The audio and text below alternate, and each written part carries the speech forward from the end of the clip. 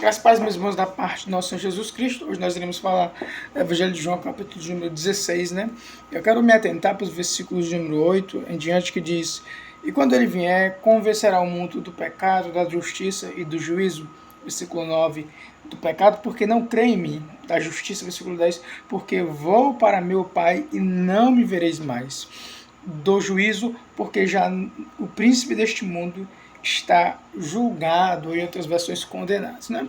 Quando nós lemos essa passagem do Evangelho de João, esse capítulo, nós vemos que Jesus ele continua as últimas instruções que ele vai dar aos seus discípulos depois de 3 anos e meio, né? Depois desse período, ele começa agora a instruir seus discípulos. Na verdade, esses 3 anos e meio sempre foram instruções, mas agora ele está dando as últimas instruções aos seus discípulos. Por quê? Porque ele haveria de partir.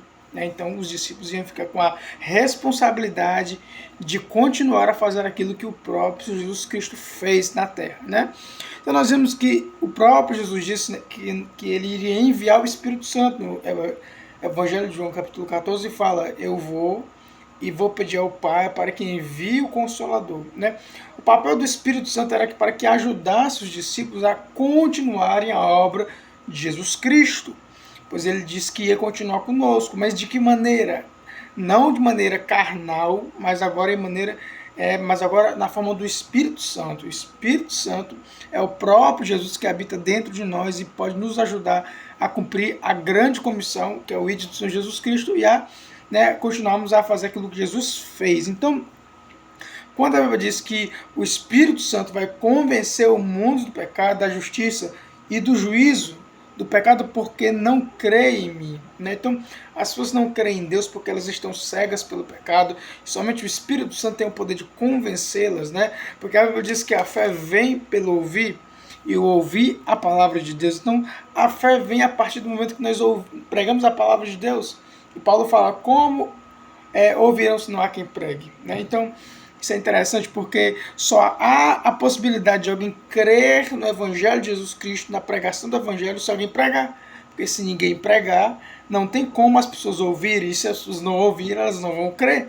E se elas não creem, como elas serão salvas? Então, a salvação vem através da fé em Jesus Cristo, somente da fé em Jesus Cristo. Então, ele fala que o Espírito Santo convencerá o mundo do pecado, da justiça e do juízo. Então, o que acontece nos nossos meios é que hoje nós temos e queremos fazer o papel do Espírito Santo.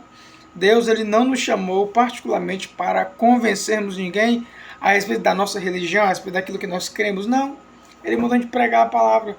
Quantas vezes nós se pegamos nessa situação de queremos obrigar alguém a se converter ao cristianismo, a vir para a nossa igreja, porque se você não vir, você vai para o inferno. E muitas vezes a pessoa não é convencida. Por quê? Porque esse não é o papel da igreja. O papel da igreja é pregar o evangelho. Quando Jesus dá o seu grande mandamento para os seus discípulos, em Marcos 16, ele fala: ide por todo mundo. Ele nem fala nem pregar, ide por todo mundo, ensinando e fazendo discípulos. Ou seja, o evangelho ele não é só para ser pregado, mas ele precisa ser ensinado, ele precisa ser discípulo, precisa ter discípulos. Esse é o propósito de Deus. O propósito de Deus é com a pregação do evangelho, mas também com o discipulado, né? Com que se haja discípulos, porque senão não faz sentido só a pregação do evangelho. Tem que ter discipulado, tem que ter o ensinamento. Então, o Espírito Santo é quem convence, o nosso papel é pregar. Ou seja, nós não convencemos ninguém. O mover do Espírito Santo não depende de nós.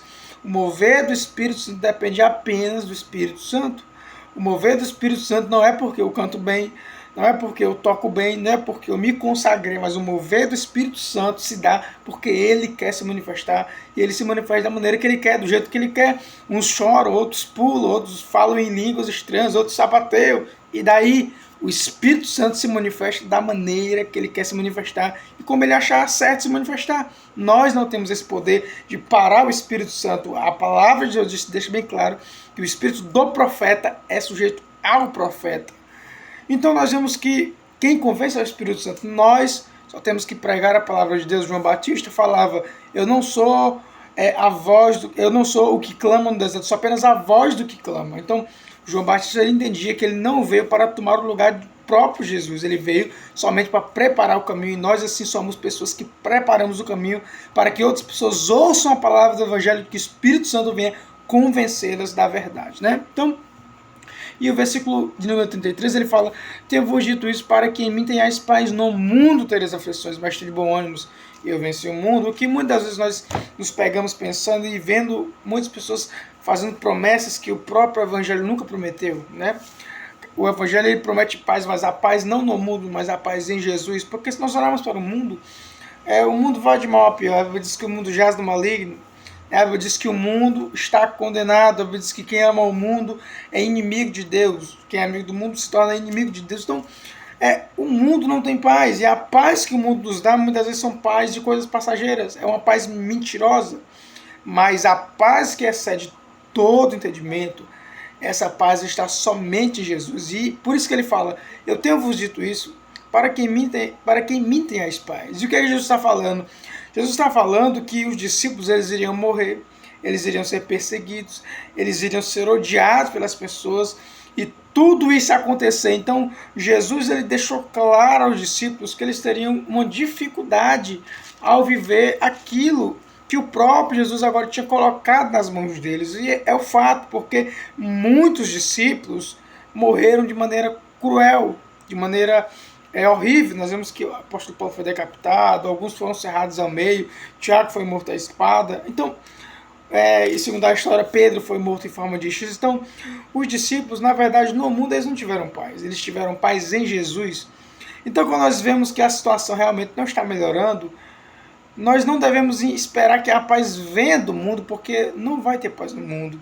Porque a paz que o mundo apresenta é uma paz mentirosa, é uma paz passageira, é uma paz que não excede todo entendimento.